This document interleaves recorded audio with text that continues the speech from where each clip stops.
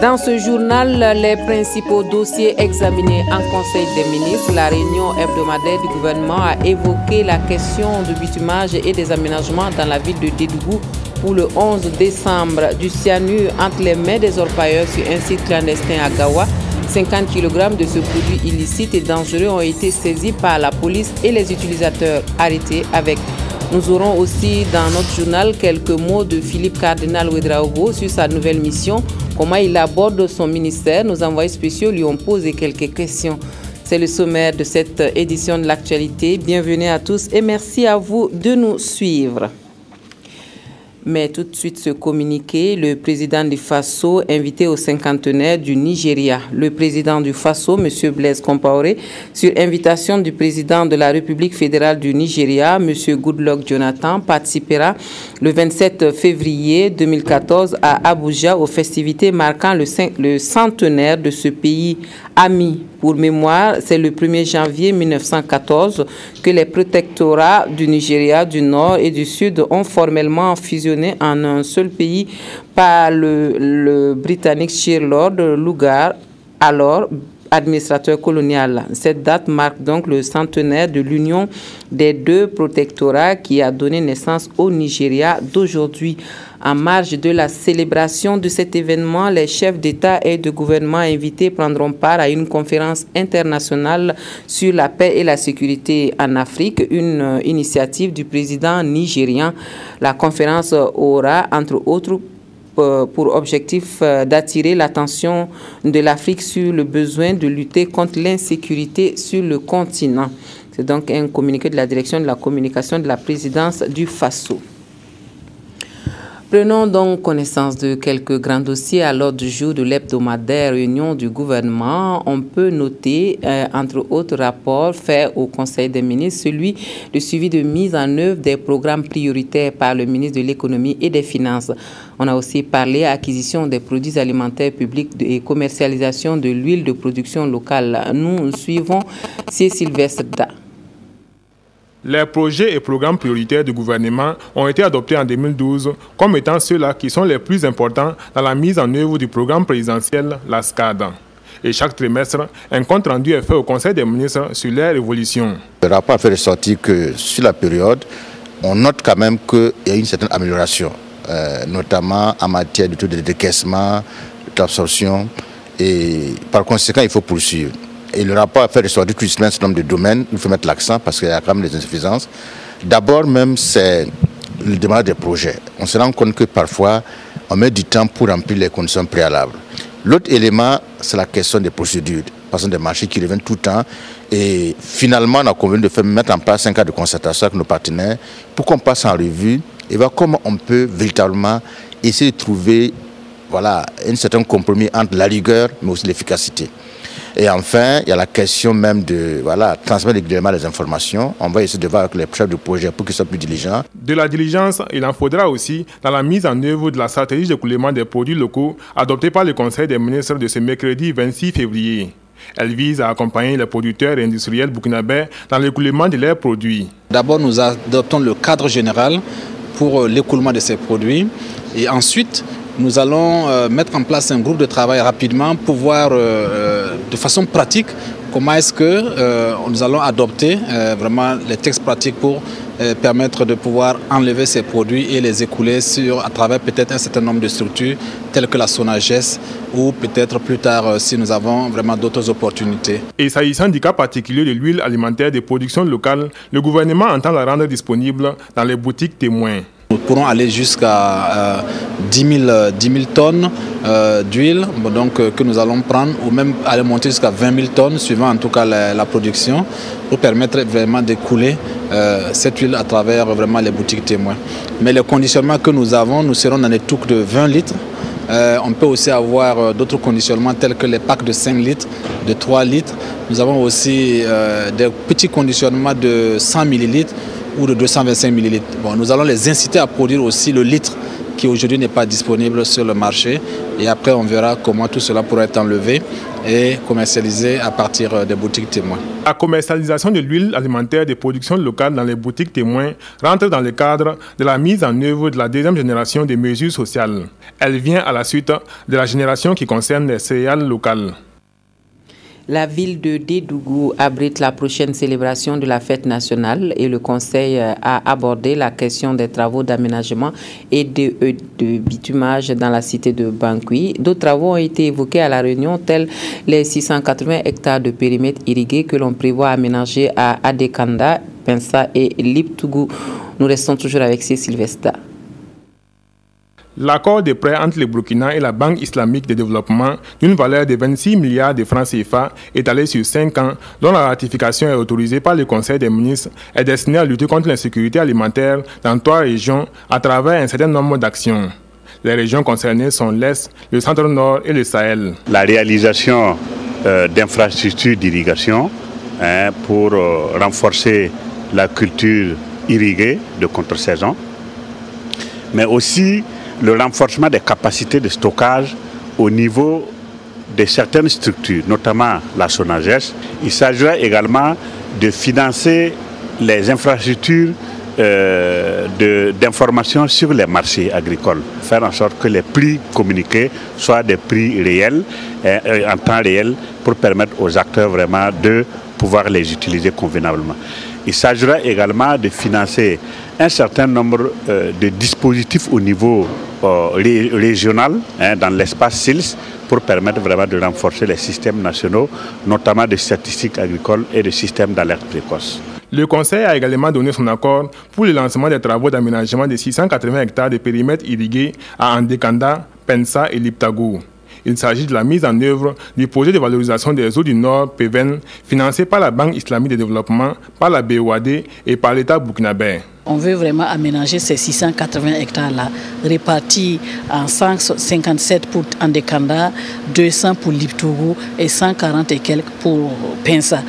Et il faut dire que les entreprises sont déjà sélectionnées, elles sont même sur le terrain déjà. Quelque part, ça va vraiment encourager nos braves producteurs. La ministre Mamounata Belem a aussi informé le Conseil que Ouagadougou abritera le 9 mai 2014 la rencontre inaugurale des premières dames d'Afrique pour l'assainissement sous le thème « Assainissement pour tous en Afrique, les premières dames s'engagent ». Cette rencontre sera placée sous la présidence de Chantal Compaoré et une cinquantaine de participantes sont attendues. Avec l'Agence intergouvernementale panafricaine Eau et assainissement pour tous en Afrique, EAA, nous avons voulu organiser cette coalition-là en tout cas pour que toutes les premières dames parlent le même langage, qu'elles aient le même engagement pour que si chacune retourne dans son pays, qu'elle puisse vraiment aider à booster l'assainissement au niveau de l'Afrique. Et on va associer une nuit de Saniton où on va collecter des fonds et ces fonds-là seront utilisés pour encore faire des latrines. On le sait déjà, Dédougou abritera les festivités commémoratives du 11 décembre 2014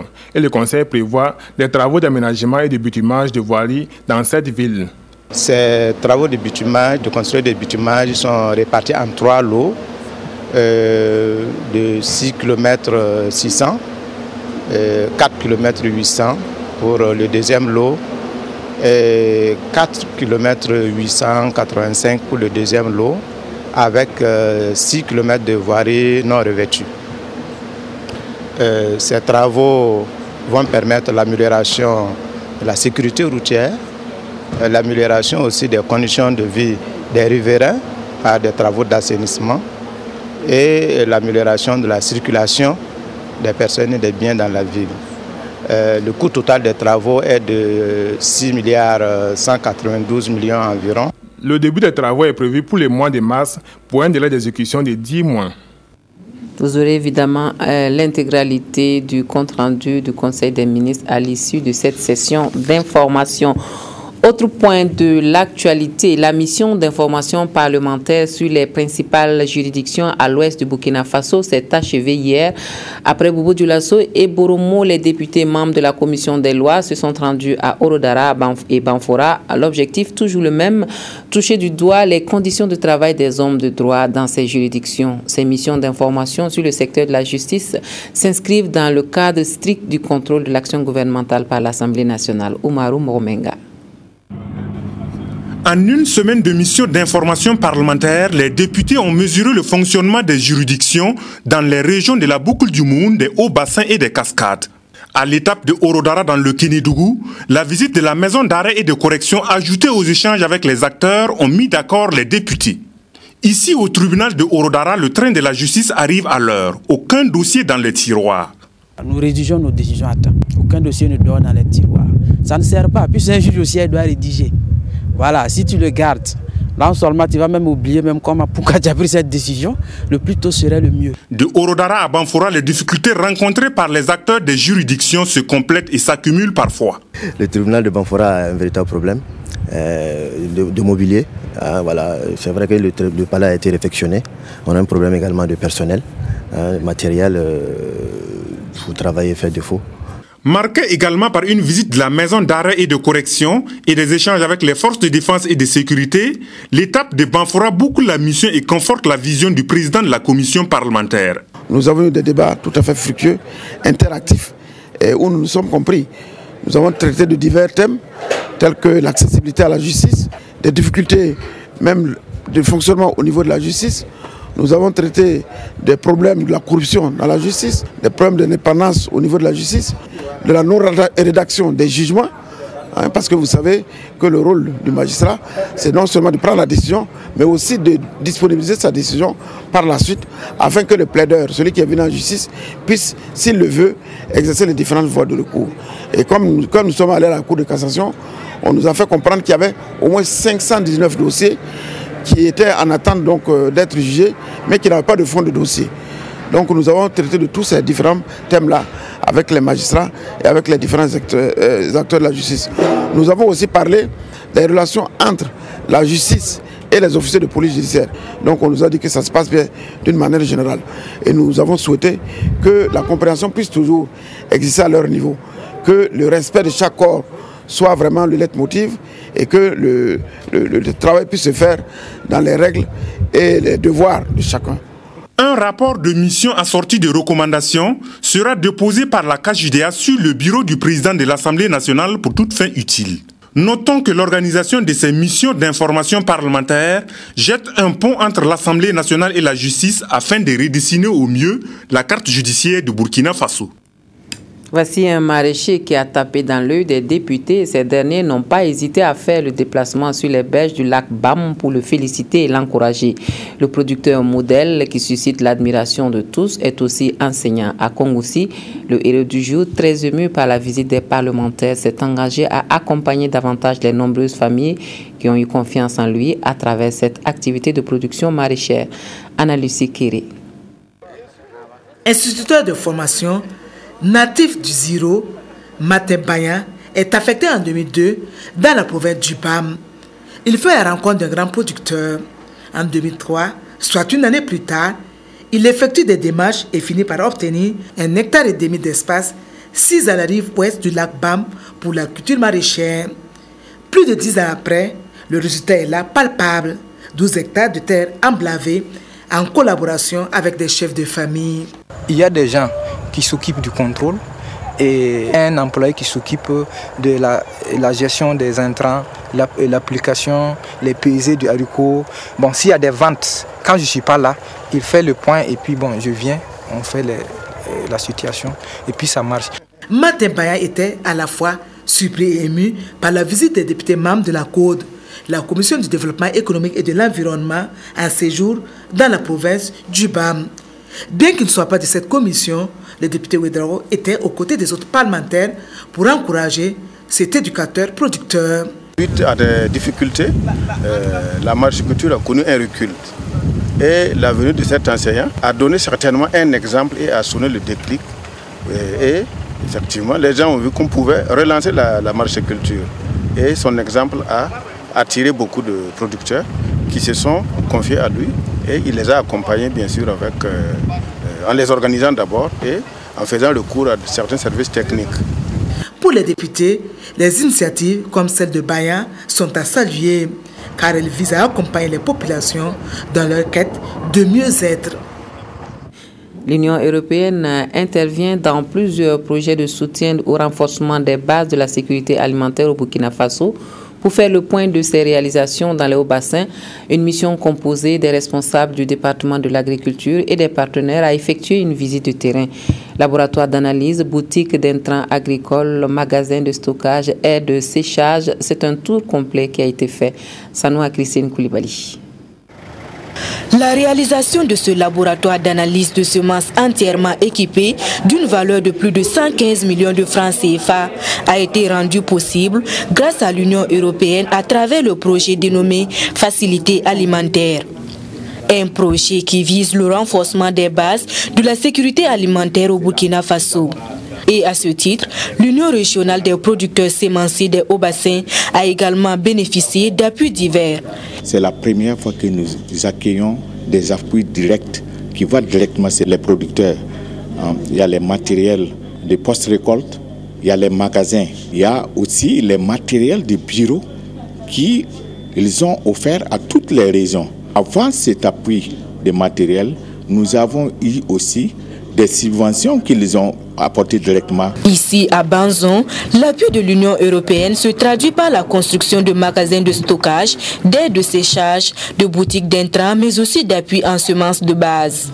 Des réalisations qui ont été passées en revue par ses partenaires. Ce que nous avons vu est évidemment très encourageant et nous montre bien qu'il est très important et qu'on ne peut pas faire de l'intensification agricole sans avoir des investissements. Nous avons maintenant décidé pour la période de 2014 à 2020, donc les 6 à 7 prochaines années, d'avoir justement ce secteur de la sécurité alimentaire qui deviendra un secteur de concentration pour nous et dans lequel les montants que nous allons mettre à disposition du gouvernement burkinabé et des producteurs et de la population vont augmenter de manière très significative. Des perspectives qui pourront aider le ministère en charge de l'agriculture à lever certains goulots d'étranglement à l'accroissement de la productivité sur cette plaine. C'est les difficultés d'ensablement des points d'eau qui fait qu'en aval, les débits de l'eau se voient diminuer.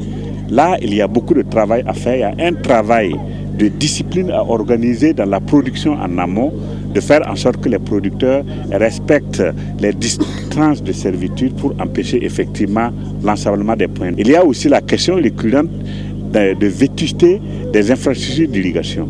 Là également, pour une plaine vieille comme celle de Banzon, cela ne nous étonne pas. Ça nous interpelle sur la nécessité vraiment de voir la question de l'entretien des ouvrages.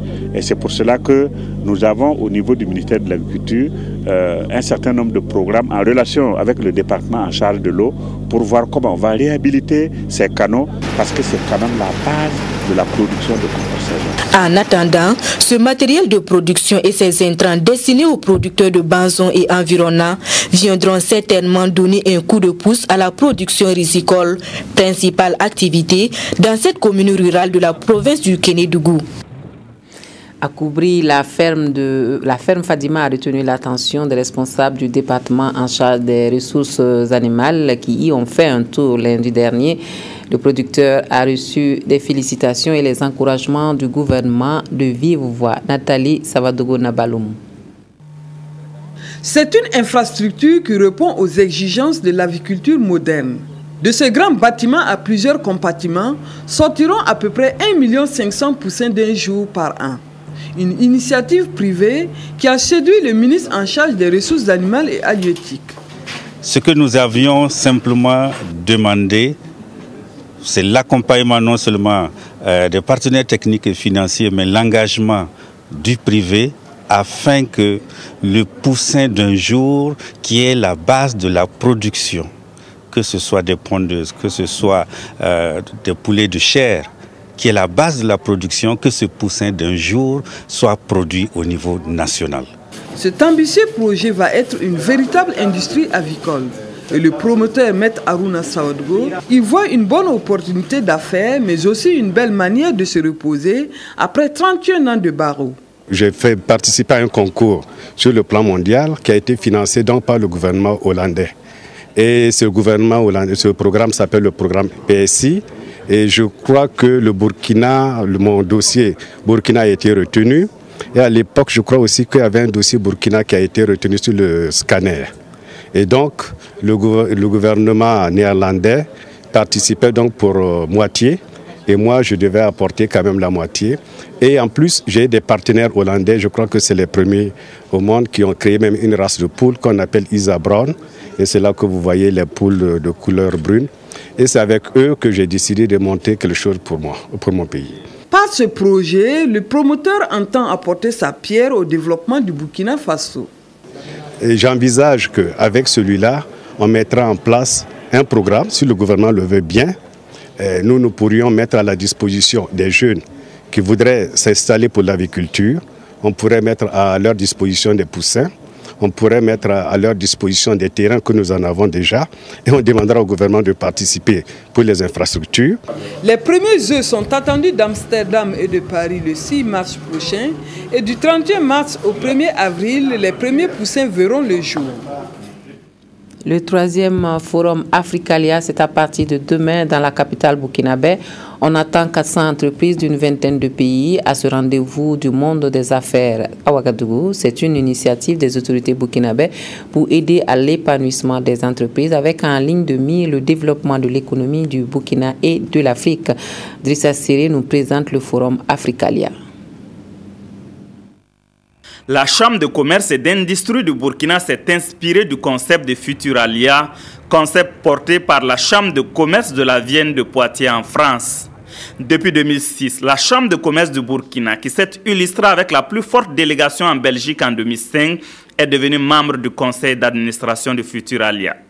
Après avoir compris l'importance de ce forum, pouvant être utile et profitable non seulement aux entreprises burkinabées, mais à celles de l'Afrique de l'Ouest, l'idée de créer Africalia est née pour permettre aux entreprises ouest-africaines de pouvoir rencontrer leurs homologues du reste du monde et nouer des partenariats d'affaires. La première édition du forum Africalia a été organisée en 2010.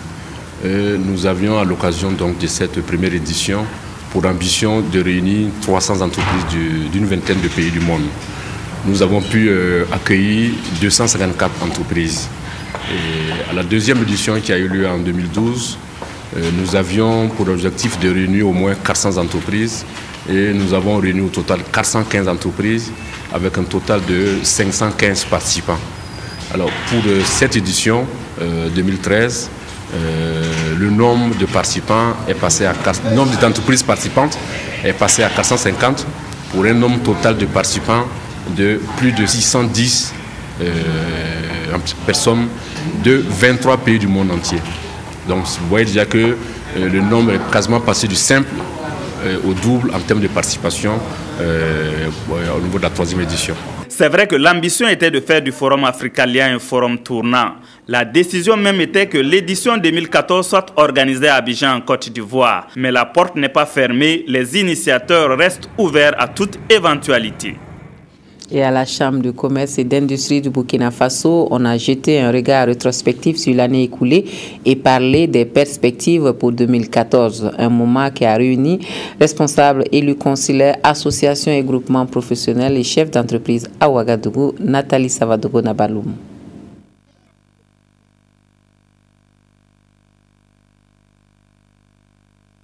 À cette rencontre bilan de la Chambre de commerce et d'industrie du Burkina, nul n'a voulu se faire compter l'événement. Élus consulaires, responsables des associations et groupements professionnels, chefs d'entreprise, personnel de la Chambre de commerce, femmes des marchés vieillards de Ouagadougou, tous étaient présents. Un moment pour le délégué du personnel d'apprécier positivement les actes de la présidente depuis son élection à la tête de l'institution.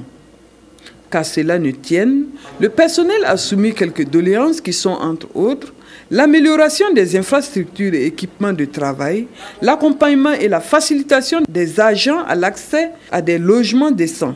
La présidente, toute émue, a félicité le personnel pour son ardeur au travail et a surmonté les obstacles. Elle a ensuite rassuré les uns et les autres quant à la prise en compte de leurs préoccupations. Nous avons au programme beaucoup d'activités. Nous avons entre autres le déploiement de la Chambre de commerce dans les 13 régions qui continuent. Et nous avons adopté avec l'aide du personnel, les membres consulaires, le plan de mandature 2013-2018. Et nous avons la construction aussi de notre siège et qui va commencer bientôt. Et beaucoup d'autres activités que nous nous espérons accomplir au cours de l'année 2014. À l'occasion, les agents méritants et ceux admis à la retraite ont été félicités. Les femmes des marchés et arts de la ville de Ouagadougou étaient présentes pour soutenir la présidente pour ses multiples actes à leur égard. La rencontre s'est achevée dans une ambiance de convivialité en prime, des pas de danse exécutés par la présidente et l'ensemble des femmes et le personnel.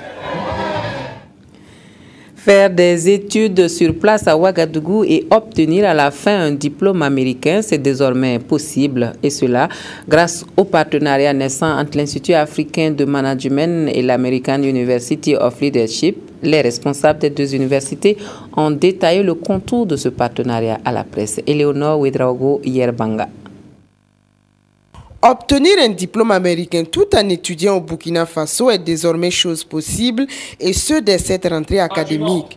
Avec le partenariat signé le 1er février 2013 entre l'Institut africain de management IAM et du American University of Leadership AUL, les deux universités vont travailler en étroite collaboration pour partager le savoir américain en vue de contribuer au développement de la jeunesse burkinabé. Comme le Burkina est francophone, ils vont faire le programme totalement en français, mais en injectant des matières en anglais, parce qu'on ne peut pas avoir de diplôme américain sans parler un seul mot en anglais. Donc il y aura de l'English Communication, Business English, quelques matières comme Small Business, E-Business, Innovation, Management, etc.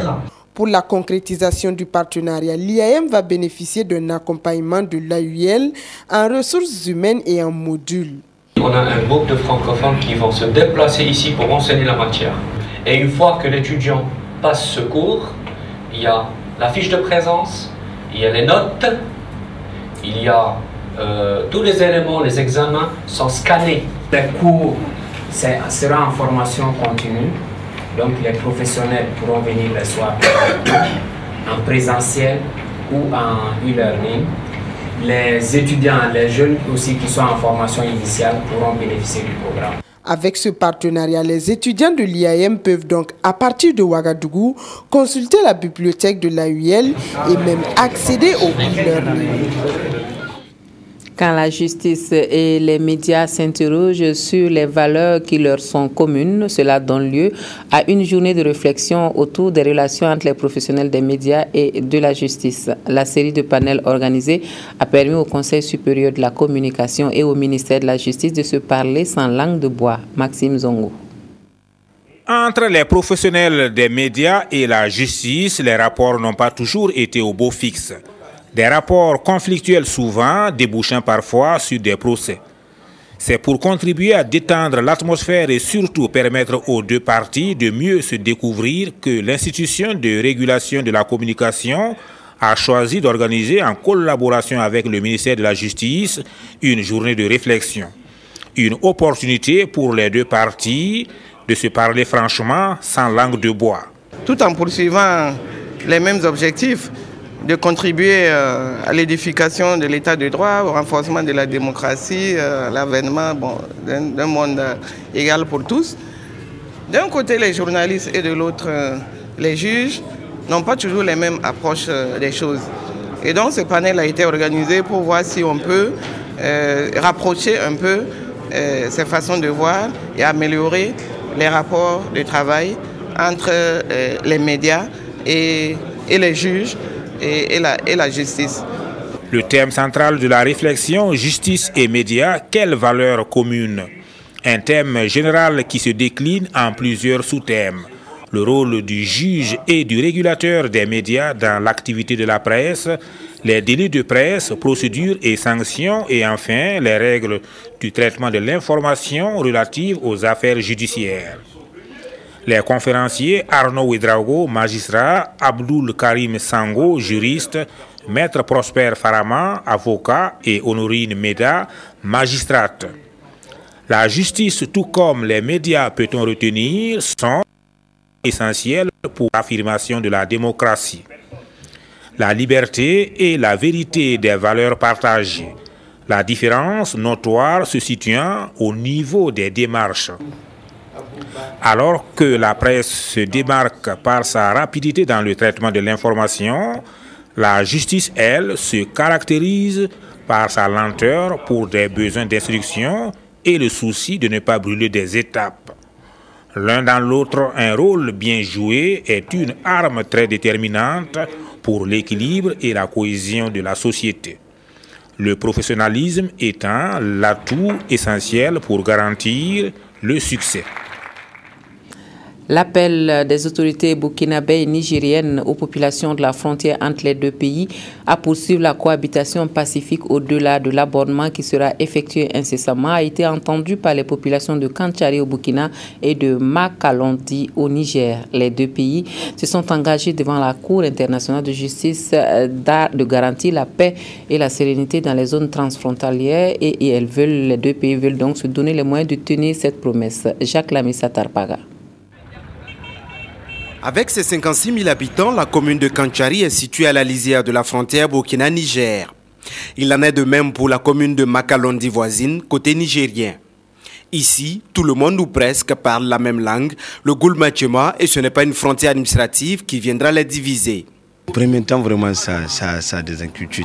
Vraiment, comme on a dit, il y a des limitations. Donc, on va prendre une demi de leur champ. Il y a des Nigériens qui devront, donc maintenant, leur village sera au Burkina. Donc, ça, vraiment, il y a des inquiétudes par rapport à ça.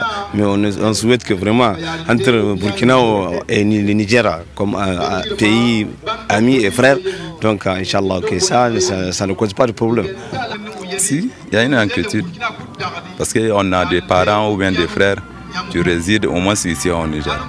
Mais une fois fait la répartition, donc ils vont changer de place.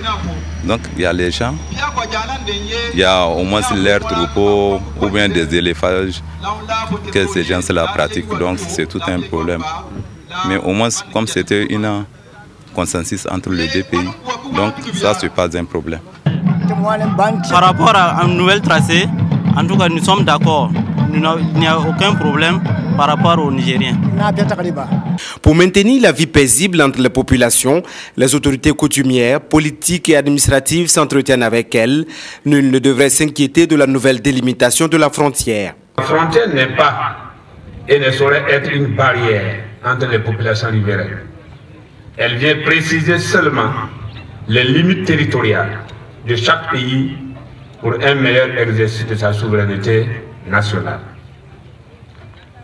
Il n'y a pas eu de perdant ni de gagnant. Aussi, il n'est pas question de déplacement de population ou de village.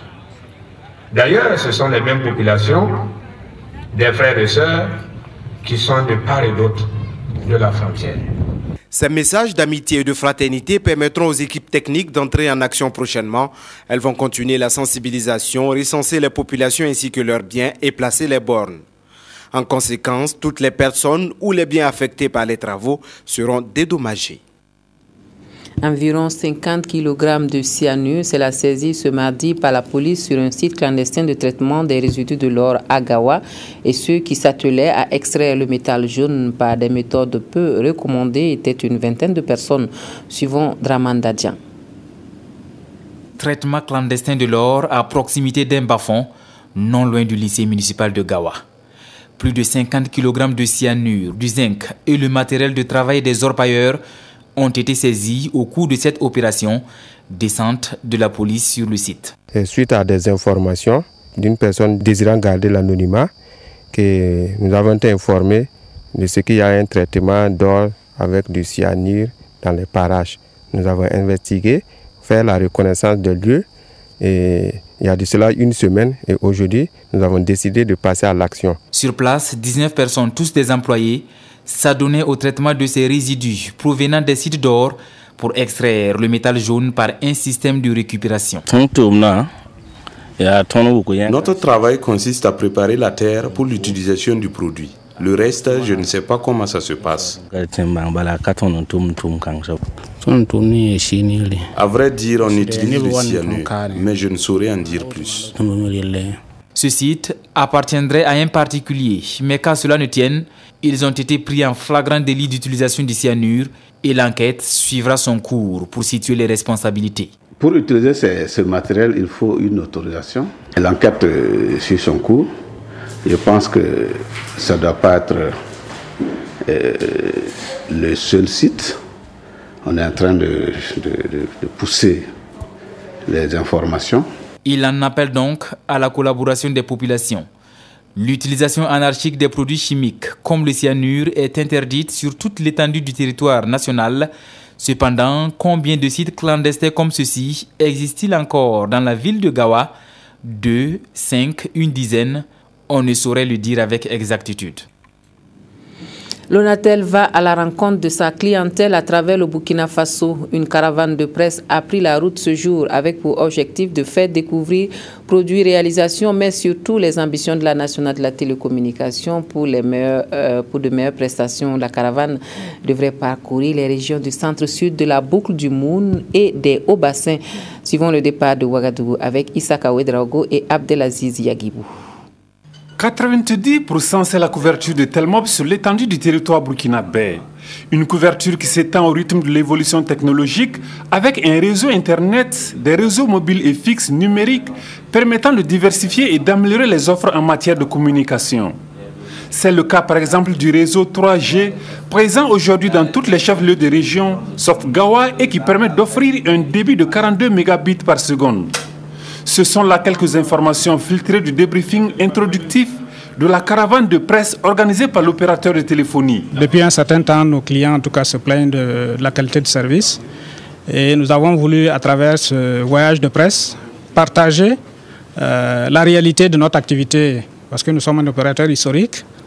Beaucoup de clients attendent de nous. Et donc, partager nos réalités avec nos clients. Et notamment, les quelques difficultés que nous rencontrons sur certains types d'équipements, à savoir le réseau fixe au niveau de Ouaga par exemple, où en tout cas nous sommes interpellés. Ici sur le site Onatel de Lazare sont installés les équipements au cœur du réseau mobile, dont le faisceau hertzien permettant de secourir le trafic entre Ouagadougou et Bobo-Dioulasso. Pour augmenter sa capacité opérationnelle lors des grandes manifestations comme le 11 décembre, c'est ce dispositif appelé BTS Mobile que l'entreprise déploie. Pour des mesures sécuritaires, c'est cet équipement installé à Somgandé qui prend le relais en cas de sinistre. Un système de redondance qui permet de paramétrer les offres de marketing. Mais tout n'est pas rose pour l'Onatel qui, entre 2010 et 2014, a dû décaisser plus de 2 milliards de francs CFA pour réparer les dégâts liés aux actes de vandalisme. En amont là-bas, ils ont creusé comme ici, ils ont coupé. Et arrivé ici, ils ont creusé également, ils ont rencontré l'infrastructure qu'ils ont détruite. Et ensuite, ils ont coupé et tiré sur 300 mètres. Parce qu'entre les deux ouvertures à 300 mètres, ils tirent tout et ils vont avec. Ça a été coupé la semaine dernière, on a rétabli. Ils sont revenus, ils ont coupé encore. Ça veut dire que potentiellement, il y a 20 clients comme ça qui sont en panne. Ils n'ont pas de téléphone, ils n'ont pas d'internet, en tout cas via la DSL. Tout en accélérant le processus d'interconnexion directe avec l'Europe, l'Onatel projette à l'horizon 2016 offrir 84 mégabits par seconde. La tendance générale étant d'accompagner au mieux le processus de transition vers la TNT amorcé par le département en charge de la communication. Le cardinal Philippe Ouedraogo arrive demain aux environs de 14 h à Ouagadougou. La communauté nationale et catholique particulièrement se prépare à lui réserver un bel accueil. Comment Philippe Cardinal Ouedraogo aborde-t-il son nouveau ministère? Nos envoyés spéciaux lui ont posé quelques questions. Nous l'écoutons au micro de Mathias Dravo et Viviane Tiendrebego. Se pose, mais est-ce qu'on doit vous appeler? Mais la question que je pose à certains, est-ce que vous me voyez plus éminent qu'auparavant? Je suis toujours le même. Ceci étant, selon les habitudes de l'Église, on appelle les cardinaux éminence. Vous pouvez toujours continuer à m'appeler Père Philippe, mais selon la tradition de l'Église, on appelle les cardinaux éminence, on leur attribue ce titre, ou Monsieur le cardinal. Alors de façon simple aussi, bon, Philippe Cardinal Ouedraogo. Beaucoup du diocèse de Ouagadougou n'ont pas pu faire le déplacement de Rome pour le consistoire. Ils sont mobilisés pour vous attendre. Comment vous appréciez cette mobilisation des catholiques comme des non-catholiques à Ouagadougou?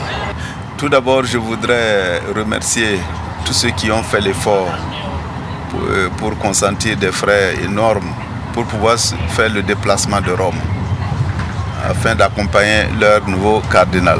Je remercie donc le président de la République qui a certainement favoriser la venue d'une délégation guidée par le ministre des Affaires étrangères. Vous m'apprenez qu'à Ouaga, on m'attend avec beaucoup d'enthousiasme, chrétiens et non chrétiens. Ben, je tombe de nu, je suis étonné, édifié de cet enthousiasme que j'ai constaté depuis la nomination le 12 février dernier. Aussi bien de la part des catholiques que des non-catholiques. Voilà, le nouveau cardinal arrive demain aux environs de 17h et nous revenons au Burkina Faso pour parler du festival du photojournalisme à Ouagadougou qui se tient du 25 au 27 février prochain. La première édition de ce rendez-vous veut inscrire le photojournalisme au cœur de la pratique journalistique. L'ambition étant de donner toute la place qu'il faut aux photojournalistes dans les rédactions. Les professionnels des médias ne se sont pas fait plier pour répondre à l'ouverture de cette manifestation. Claudine Bikaba. Que ce soit cet enfant talibé couché sur le banc, ces vieilles dames assises à même le sol et celles autres dans les ordures ou ces bébés dans le site minier, les photographes de presse font un travail remarquable dans les organes de presse. Un travail qui n'est pas toujours reconnu à sa juste valeur, d'où la création du FESFO, Festival de photojournalisme. L'idée de créer ce festival est venue d'un constat très simple. Parce que je suis moi-même formateur en journalisme, donc j'ai voyagé beaucoup de pays. Et je me suis rendu compte que chaque fois qu'on fait appel à des experts, à des professionnels, pour former des journalistes, pour renforcer la capacité des journalistes, on se retrouve généralement face à des rédacteurs. Donc, comme si le journalisme se réduisait seulement aux rédacteurs, alors que le photographe de presse et le journaliste travaillent en tandem. Cette première édition est placée sous le thème « Inscrire le photojournalisme dans la pratique journalistique ». Plusieurs sujets seront abordés, mais celui qui semble intéresser bon nombre de personnes, c'est bien la question de la régulation. L'instance de régulation s'est sentie beaucoup interpellée, dans ce sens que la protection de l'image, surtout de l'image des enfants dans la presse, constitue une prérogative du CSC. Nous avons même organisé un panel le 3 mai 2013 dernier, dans ce sens pour sensibiliser les organes de presse et les photographes de presse à mieux utiliser l'image. Dans les rédactions, peut-être ceux qui sont dehors ne savent pas. Un journaliste qui écrit un papier, on veut changer une virgule ou bien mettre un point. On le consulte avant de l'enlever ou bien de le placer. Mais en photo de presse, ce n'est pas chaque fois comme ça qu'on te consulte même. Vous proposez, mais c'est la hiérarchie qui choisit. Le FESFO, selon son initiateur, est un cadre créé pour mener la réflexion autour du métier de photographe et comment lui permettre d'occuper la place qui est la sienne dans les rédactions en améliorant le travail des journalistes. Au cours de ce festival, il y a l'exposition des œuvres, les débats et la remise des prix aux 3 meilleurs lauréats qui aura lieu ce 26 février. La caravane Affaires publiques qui a fait le tour de la région de Centre-Est a fait le bonheur des populations de Bagré et de Ouargaï. Les 22 et 23 février dernier, les cinéphiles ont apprécié la soirée et ils en redemandaient. Nous dit Touboum Evelyne Dabiri. L'arrivée de la caravane à Bagré est passée presque inaperçue, une arrivée éclipsée par la présence d'autorités politiques et administratives en visite à Bagré dans le cadre de la 8e rentrée de la RTB. N'empêche, à l'heure de la projection, les cinéphiles étaient au rendez-vous et ont apprécié Affaires publiques. Ce film facile d'accès a été bien cerné même par les plus jeunes qui en tirent des leçons. Ce qui m'a plu dans ce film, c'est l'attitude des DG qui dit toujours la vérité. La leçon est que si nous devenons grands, nous ne devons pas exploiter les autres.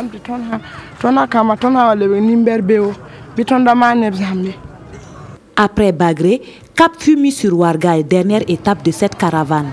Là-bas, toute autre chose était prévue. Accueil de la caravane par le premier responsable de la province, crière publique sur la place du marché pour confirmer la présence de la caravane dans la localité, puis dans la nuit, la projection du film. Si le film a suscité l'hilarité générale comme à l'accoutumée, la présence des acteurs et les questions de ceux-ci sur certaines séquences de Affaires publiques ont donné lieu à de vives discussions. Des prises de position de part et d'autre, et certains cinéphiles vont jusqu'à proposer des scénarios avec des préférences pour certaines séquences. À travers Affaires publiques, nous constatons un peu certains dysfonctionnements de notre administration. Ils sont présentés à travers des rôles incarnés par des acteurs de talent. Et ça permet de conscientiser les agents de l'État. C'est vrai que certaines solutions sont trouvées de façon facile, mais dans la réalité, la situation n'est pas aussi simple que ça. Et je voulais surtout peut-être faire des propositions. Vous savez, Affaires publiques, la plupart du temps, ne présentent pas même les difficultés de fonctionnement de notre administration. Le manque de moyens des agents pour pouvoir satisfaire nos usagers. Donc il faudrait peut-être que dans les prochains épisodes, que l'on fasse ressortir aussi cette situation, les difficultés que rencontre l'administration dans son fonctionnement.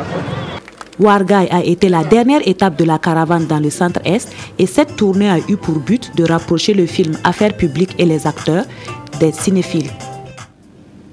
Et le festival culturel et hippique de Barani, c'était du 20 au 22 février dernier. Feshiba 2014 a déroulé un programme d'activités diverses dont l'allégeance à l'émir de Barani et une course hippique.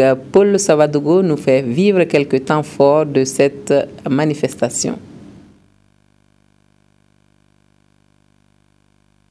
Le cheval fait partie intégrante dans la vie de la principauté de Barani. Les cavaliers font allégeance à l'émir chaque année après les récoltes. Le Feshiba, le festival culturel et hippique de Barani, qui tire ses origines de cette manifestation, est aujourd'hui un événement incontournable. La 14e édition du festival a connu diverses compétitions, dont l'harnachement du cheval et la maîtrise de l'art, le dompté à souhait. Mais la plus grande attraction reste la course hippique, enlevée par un jeune cavalier, Moussa Sangari. La lutte traditionnelle, quant à elle, a vu la victoire de Oumarou Chongo chez les 80 kilos. La présente édition donc est le lieu pour nous de passer à la vitesse supérieure, de mettre donc le cheval au service du développement. Ça, c'est un élément assez important. C'est ça qui peut valoriser l'animal. Et c'est à travers donc la valorisation donc de l'espèce qu'on peut motiver, on peut donc amener les gens à produire. Tenu sous le thème Tradition hippique, éducation et développement durable, le Feshiba 2014 entend apporter sa touche par une caravane hippique à la scolarisation des enfants dans la commune rurale de Barani, d'où l'engagement des coparrains, l'ambassadeur du Canada au Burkina et le représentant du ministre en charge de l'éducation nationale. Nous proposons que un centre d'éducation pour l'intégration soit construit entre les deux communes de manière à ce que nos populations puissent les fréquenter. Le Feshiba se place comme l'une des activités culturelles majeures du Burkina. À chaque fois que je viens à ce festival, c'est toujours une joie renouvelée parce que je trouve que c'est bien organisé et les gens participent massivement, aussi bien du côté burkinabé que du côté malien. Je suis très heureux que le Feshiba ait pris une telle envergure nationale et même internationale. Des milliers de festivaliers et de cavaliers venus du Burkina et du Mali ont rehaussé l'éclat de la manifestation. Donc nous venons pour aider, assister nos frères et sœurs burkinabés, car vous avez vu l'année dernière le Feshiba a été très difficile vu la crise du nord au Mali. Mais aujourd'hui nous rendons grâce à Dieu, grâce à la médiation burkinabé, grâce à vraiment au soutien du président de la République Blaise Compaoré et toute la population burkinabé. Aujourd'hui le Mali est en train de retrouver vraiment la normalité dans tous les territoires maliens. La 14e édition du Feshiba a tenu toutes ses promesses et les regards sont désormais tournés vers la 15e édition en 2015. Voilà, je reprends pour vous ce communiqué pour terminer. Le président du Faso invité au centenaire du Nigeria. Le président du Faso, M. Blaise Compaoré, sur invitation du président de la République fédérale du Nigeria, M. Goodluck Jonathan, participera le 27 février 2014 à Abuja aux festivités marquant le centenaire de ce pays ami. Pour mémoire, c'est le 1er janvier 1914 que les protectorats du Nigeria, du Nord et du Sud ont été formellement fusionnés en un seul pays par le Britannique Sir Lord Lugard, alors administrateur colonial. Cette date marque donc le centenaire de l'union des deux protectorats qui a donné naissance au Nigeria d'aujourd'hui. En marge de la célébration de cet événement, les chefs d'État et de gouvernement invités prendront part à une conférence internationale sur la paix et la sécurité en Afrique, une initiative du président nigérien. La conférence aura, entre autres, pour objectif d'attirer l'attention de l'Afrique sur le besoin de lutter contre l'insécurité sur le continent. C'est donc un communiqué émanant de la direction de la communication de la présidence du Faso. C'est tout pour ce journal. Merci à vous de nous avoir suivis, mais restez avec nous pour le compte rendu du Conseil des ministres. C'est tout de suite donc à l'issue de cette édition.